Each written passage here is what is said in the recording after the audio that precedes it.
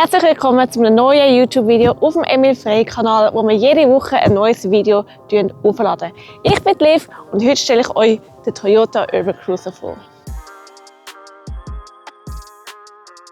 Doch bevor wir ins Video einsteigen, folgt unserem YouTube-Kanal und lasst mich in den Kommentaren wissen, welches Auto du gerne als nächstes sehen willst. Der Urban Cruiser kommt in 7 verschiedenen Lackfarben. Da haben wir jetzt einen Frontradantrieb, wo das Ganze komplett weiß lackiert ist. Bei der Top-Ausstattung, beim Allradantrieb, ist das Dach jeweils schwarz lackiert. Vorne haben wir die 18 Zoll Felgen. Bei der Allrad-Variante kannst du optional auch 19 Zoll Felgen haben. Die Radläufer haben wir hier relativ gross in Kunststoff. Auch die Seitenschwellen sind sehr markant. Was man ebenfalls auf der Seite vorfindet, ist die Ladebuchse. Die Leute haben das noch gerne, dass die vorne sich befindet, weil man einfach lieber Fürsche an einer Ladesäule herfährt. Wir haben den AC, den man mit 11 kW aufladen kann, und DC mit 150 kWh. Was ich bemängle am Urban Cruiser, jetzt kommen wir zum ersten negativen Punkt. Er ladet von 10 auf 80% in 45 Minuten, was eher lang ist. 45 Minuten, 10 auf 80. Muss man die Zeit schon gut nutzen. Kommen wir zu der Front. Wir haben links und rechts also senkrechte Luftschlitze. Und jetzt meine Frage an euch. Haben die eine aerodynamische Funktion oder ist es einfach ein Designstil, ein Element als Design? Lasst es mich wissen in den Kommentaren. Ich weiss es nämlich nicht. Auffällig sind die durchtrennten LED-Lichter. Ich nenne die jetzt mal als LED-Würfel, die man auch am Heck vorfinden. In der Mitte finden wir ganz dezent und schön versteckt die Frontkamera und ganz präsent das Toyota-Logo. Der SUV ist ja ein EV, darum schauen wir mal in den Front. Schauen wir mal rein. Er ist zwar elektrisch, aber kein Frank. Da innen finden wir ganz viel Elektronik. Habe ich nicht damit gerechnet. Also, er hat keinen Frank, aber was er sicher hat, ist ein Kofferraum. Und den schauen wir uns jetzt an. Wir haben hier beim Heck ein grosses Kunststoffteil, das sich von vorne von der Seitenschwelle vorzieht oder eben hinterzieht. Wir haben die lustigen Würfellichter. Die Kamera ist schön da unten platziert. Die Rückfahrkamera und da unten ein Nebenlicht zentriert in der Mitte. Da oben ein kleiner Dachspoiler und das Bremslicht, Scheibenwischer, wie wir es kennen. Und jetzt kommen wir zum Kofferraumvolumen. Das ist nicht elektrische Heckklappe. Und da finden wir 300 Liter Kofferraumvolumen vor. Du willst den Kofferraum ja nicht vollgeladen haben mit Kabelsalat. Darum bin ich grosser Fan von Zwischenboden, wo du so Sachen kannst gut drin verstauen. Und jetzt schauen wir mal die Hintersitzreihe an. Der Türgriff befindet sich da oben, integriert im Fenster. Und was mir als erstes gerade aufgefallen ist, hat einen sehr weiten Einstieg, was super praktisch ist, wenn man Kind helfen anschnallen, ausschnallen. Was mir auch gerade aufgefallen ist, dass man da ganz viele verschiedene Materialien vorfindet. Wir haben hier Hartplastik, aber da ganz schön gemustert. Da unten haben wir so ein Raffelriffelding und da auf der Armlehne glanzschwarz. Auch hier bei den Sitz finden wir Leder, perforiert, aber kombiniert auch mit Textil. Alles vegan, das heisst ohne tierische Produkte. Fühlt sich sehr, sehr wertig an, was mich für diese Preisklasse sehr erstaunt. Was ich auch liebe, und das solltet ihr langsam wissen, wenn ihr schon mehrere von unseren Videos geschaut habt, man kann das verstellen. Also die Rückbank ist verstellbar, was mega cool ist, weil durch das kann man mehr Kofferraumvolumen gewinnen, wenn man zum Beispiel hinten keinen Passagier hat. Aber was ich viel, viel mehr liebe, ich muss schnell herausfinden, wo ich das einstellen kann. Moment. Da oben. Achtung, was kommt jetzt? Neigung. Die Neigung von der Rückbank ist verstellbar. Und für Leute wie ich, die eher gerne krumm im Stuhl sitzen, kannst du dich so ein bisschen gegen hinten geneigt einstellen und super bequem mitfahren als Passagier. Was auch super praktisch ist für Herr und Frau Schweizer, wir haben hier eine Durchreiche, wo man Ski zum Beispiel gut transportieren kann und man findet hier 2 Cupholders vor, damit man die Flaschen aufbewahren kann. Da vorne haben wir 2 Ladeanschlüsse USB-C. Wir haben hier keine Tasche, aber lustigerweise hier schon. Vielleicht ist das optional so wählbar oder eben nicht wählbar. Und jetzt zu der Höhe. Ich bin ja eben nicht so ein Maßstab, ich bin knapp 1,60. Ich habe eine kleine Faust da oben Platz. Durch das, dass wir hier ein Glasdach haben, nimmt das ein bisschen an Höhe, was je nachdem, wie gross man ist, ein bisschen eng könnte werden. So, gehen wir mal vorne schauen. Da gibt es ein bisschen mehr zu sehen.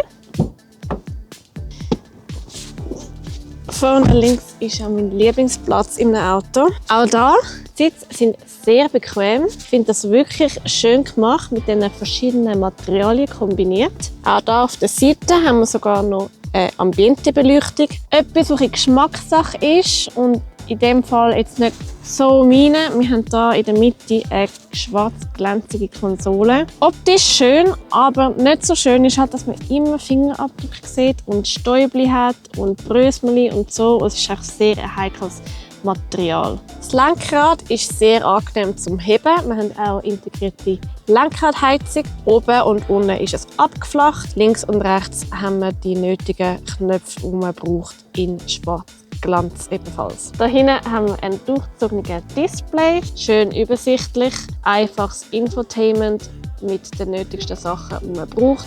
Man kann es verbinden mit Android Auto oder Apple CarPlay, was ich absolut liebe, weil man das auch ohne Kabel kann automatisch verbinden kann. Was ich liebe, und das schätze ich sehr an Toyota, dass sie da auf die Community hören, dass wir gerne haptische Knöpfe haben, zum Klimaeinstellungen machen, drucken. Was mir persönlich fehlt, ist Sitzheizungsknopf. Den muss man auf dem Screen machen. Alles andere kann man aber mit den Knöpfen einstellen. Und ganz wichtig, das DJ-Rädchen ist auch physisch. Das finde ich super cool. Sehr prominent der Pannenblinker, senkrechte Luftschlitz, in der Mitte drahtloses Aufladen von deinem Handy, 2 Getränkhalter. Das ist übrigens der Schlüssel. Super herzig, kompakt, klein, aber mehr brauchst du eigentlich nicht. In der Mitte haben wir eine Taste für Drive Mode. Drive Mode für Sport, Eco, das wäre es schon gewesen. Sport und Eco. Das hier ist ein wichtiges Zeichen, wenn man ein Elektroauto fährt. Und zwar kann man damit die Stärke der Rekuperierung einstellen. Im Urban Cruiser haben wir 3 verschiedene Stufen. Je höher die Stufe, desto mehr Batterierückgewinnung bekommt man, wenn man ab dem Gas geht. In der Mitte haben wir das Gangwahlrädchen. Das ist sehr organisch. Da auf Höhe, wo man den Arm hat. Mit Abdrücken und Drehen kommt man auf D. Abdrücken und Gegenuhrzeigersinn drehen, kommen wir in Rückwärtsmodus und dann geht auch gerade die Rückfahrkamera an. Für die gerne Musik hören, wir haben hier innen die JBL-Boxen für guten Sound. Mein Gesamteindruck in dem Cockpit vom Urban Cruiser ist sehr, sehr positiv.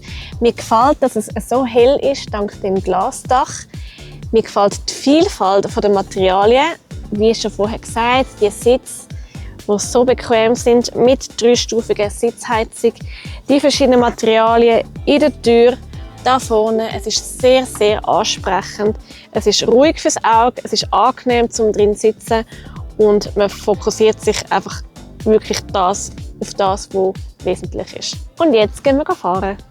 So, finally hinter dem Lenkrad. Für mich ist es nicht das erste Mal, wo ich einen Toyota Urban Cruiser fahren. Ich bin zufälligerweise gerade letzte Woche in Florenz mit Toyota Europa, wo wir den Urban Cruiser fahren, testen, fotografieren, filmen in der schönen Landschaft von Toskana oder in Toskana, in der Toskana.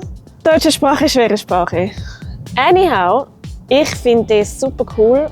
Es ist ein Kompakt-SUV im C-Segment und er bietet wirklich sehr, sehr viel Platz. Und das sage ich nicht nur, weil ich klein bin und alles gross finde, sondern weil er wirklich viel bietet. Er ist sehr geräumig. Du kannst wählen zwischen 2 Batterievarianten.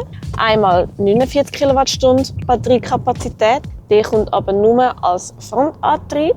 Dann haben wir die als größere Batterie 61 Kilowattstunden. Die kommt als Frontrad oder optional auch als Allrad, wo hinten noch ein Elektromotor sitzt und gesamt 184 PS liefert. Der Frontler mit 61 Kilowattstunden Batterie liefert 174 PS und der Frontradantrieb mit der kleineren Batterie 144 PS.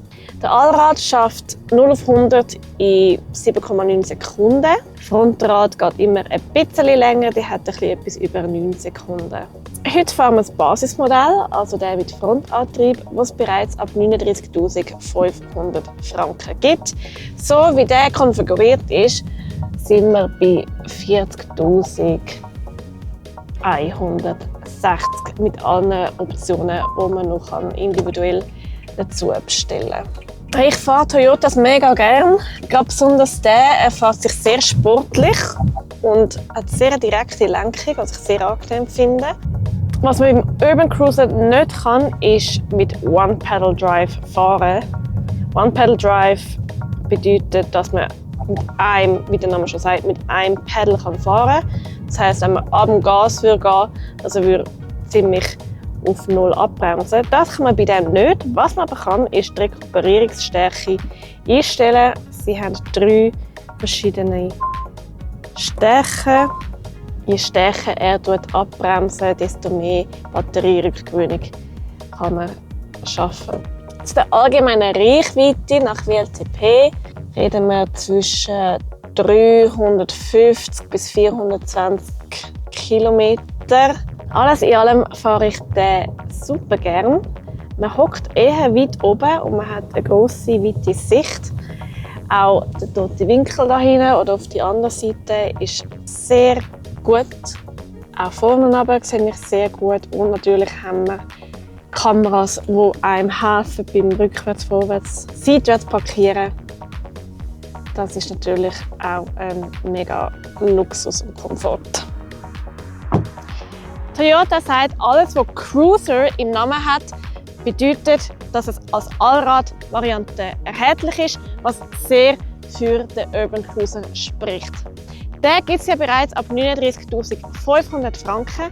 Was mir sehr gut gefallen hat, ist, dass obwohl einfache Materialien benutzt worden sind im Interieur, wirkt es doch sehr hochwertig und angenehm zum drinnen sitzen. Ich finde es ein super Auto für in der Stadt. Als Single, als Pärli oder auch für Familie ist es eine coole Größe, ein kompakter SUV mit einem sehr engen Wendekreis und wirklich super agil, um in der Stadt zu fahren. Das Einzige, was ich noch etwas mehr erwartet hätte von Toyota, ist die Ladezeit.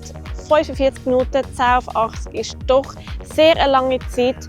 Sonst hat mir das ganze Fahrgefühl und auch optisch sehr gut gefallen. Ich kann das Auto durchaus empfehlen. Und jetzt bist du dran. Lass mich wissen, was du vom brandneuen Urban Cruiser haltest. Ja, nein, vielleicht. Lass es mich wissen und vor allem, welches Auto du gerne als nächstes möchtest sehen. Und zu guter Letzt, vergiss nicht, am YouTube-Kanal folgen und lass uns doch ein Like